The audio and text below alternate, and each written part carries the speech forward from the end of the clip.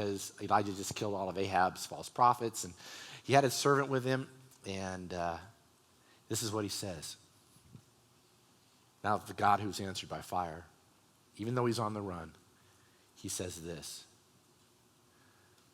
to his servant. I hear the sound of an abundance of rain. What evidence did he have? Zero. But he heard it prophetically. There wasn't thunder in the distance. How do I know? Because it says he sends his servant over to the horizon. He says, go look, see if there's any clouds out there. Servant comes back, says, no evidence. No evidence. No clouds. So I guess we're going to pack it in, right, Elijah? We're done. No, go back again. Okay. Goes back again. Checks this horizon. Not a cloud on the sky. He goes back, tells the prophet, Elijah again, nope, no cloud.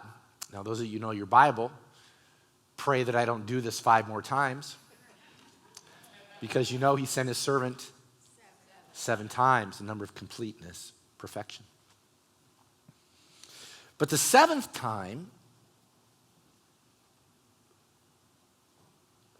the servant sees a cloud.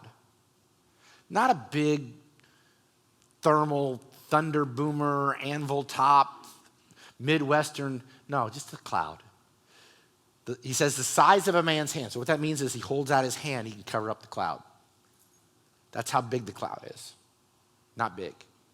Not very threatening. Comes back and he tells Elijah, there is a cloud.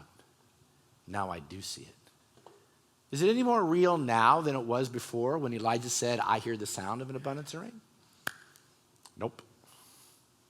What am I talking about? God's up to something. And I'm telling you, I hear the sound. I hear the sound. God's woken me up in the middle of the night 3 times in the last 2 weeks. I hear a sound. I hear a sound.